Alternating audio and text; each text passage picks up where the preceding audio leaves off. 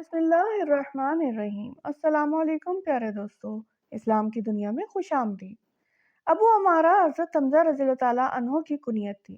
حضرت حمزہ رضی اللہ تعالیٰ عنہ نے اپنا نام پکارا جاتا سنا تو جوڑے کی لگام کھینچی۔ سفید عربی گھوڑوں نے اپنی پچھلی دونوں ٹانگیں روک کے اگلے دونوں سیم اٹھا کے سلاخ پتھروں پہ اچھل کے مارے کچھ چنگاریاں اٹھیں اور حمزہ نے گردن موڑ کر پکارنے والے کی آواز کی طرف دیکھا۔ آواز دینے والی عبداللہ بن جدان کی کنیز تھی۔ وہ خود لپک کے حمزہ کی طرف آئی۔ حضرت حمزہ رضی اللہ تعالیٰ عنہ ابھی تک اپنے شکار میں لائے ہرن اور پرندوں کے ذمے میں مور کے پنکھ پگڑی میں لگائے سر اٹھا کے گھوڑے کی پشت پہ شہزادوں جیسے تفکر سے بیٹھا تھا بھی وہ قریش کے سب سے مضبوط، جری اور بہادر آدمی۔ 45-46 سال کی عمر میں بھی وہ اتنے مضبوط جسم کا مالک تھا کہ قریش کا کوئی جری سے جری شخص بھی اس سے ٹکرانے کا سوچ نہ سکتا تھا۔ پھر بنو ہاشم جیسے معزز ترین خاندان کا سپوت اپنے قبیلے کے علاوہ بھی دوسرے قبائل میں اپنی شجاعت، دلیری، دلبری اور صاف گوئی کی وجہ سے ممتاز مقام رکھتا تھا۔ حضرت حمزہ رضی اللہ تعالیٰ عنہ نے گھوڑے پہ بیٹھے بیٹھے گھوڑے کے مہار پکارنے والی عورت کی طرف موڑی۔ گھوڑا ہانکنے کے بڑے اتھرے انداز میں اس طرف مڑا جدھر اسے موڑا گیا تھا۔ پکارنے والی عورت اپنے اونچے مکان کی بیرونی سیڑھیاں اتر کر بھاگی بھاگی حمزہ کے پاس آ گئی اور حمزہ کے گھوڑے کی چربی برونگ کاٹھی کا ایک کونا پکڑ کر بولی، کچھ پتا ہے تمہیں ابو عمارہ؟ کیا تم بنو ہاشم کے رستم ہو؟ پورے قریش میں کوئی تمہاری ٹکر کا جوان نہیں۔ اور کیا؟ وہ ابو جہل تمہارے خاندان کو کیسی کیسی گالیاں دے گیا؟ کب؟ کیوں؟ وہ تمہارا بھتیجا ہے نا، امین صادق صلی اللہ علیہ وآلہ وسلم، سچا، یکتا، ایماندار۔ ہاں، اسے اسی جگہ پہ ابو جہل نے گالیاں دی۔ جو منہ میں آیا بکتا رہا۔ تمہارے بھتیجے نے اف تک نہ کی، کوئی جواب نہ دیا، سب معذرات سن کے بھی صبر کرتا رہا۔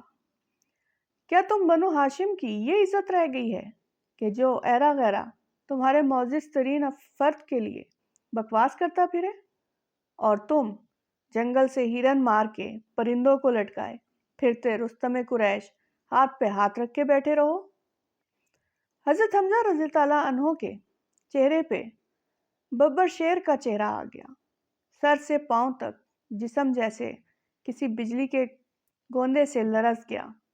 اس نے گھوڑے کی لگام زور سے کھینچی، ایک طرف موڑی اور گھوڑے کی پسلیوں میں پاؤں مارنے سے پہلے بولا، کہاں ہے وہ اس وقت؟ ابو جہل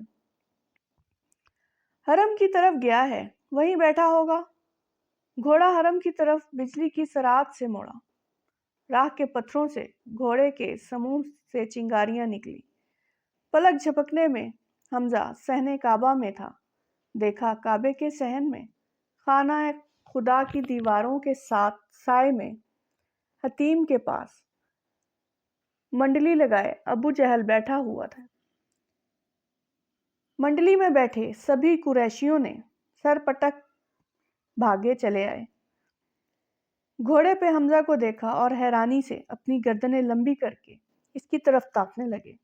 کسی اندرونی خوف سے ابو جہل بیٹھا بیٹھا اٹھ کھڑا ہوا۔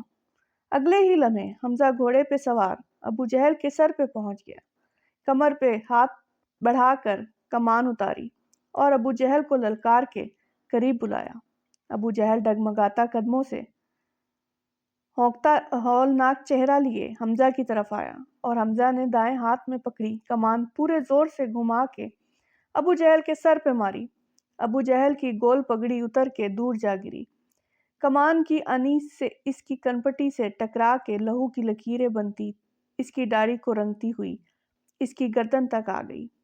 ابو جہل گر گیا۔ سیدنا حضرت حمزہ رضی اللہ تعالیٰ عنہ اچھل کر گھوڑے سے اترے اور بولے، تیری یہ مجال؟ تو میرے بھتیجے الامین کو گالیاں دیتا ہے، میں تیری گردن اڑا دوں گا۔ سیدنا حضرت حمزہ رضی اللہ تعالیٰ عنہ نے کمان کندھے پہ ڈالی اور سینے پہ حمائل نیام میں سے ایک تلوار کے دستے پہ ہاتھ رکھ دیا۔ ابو جہل کے قبیلے مرحوم کے پاس بیٹھے کھڑے کچھ لوگ سید حمزہ کی طرف بڑھے تو سیدنا نے نیام سے تلوار نکال لی۔ سب اپنی اپنی جگہ پہ رک گئے۔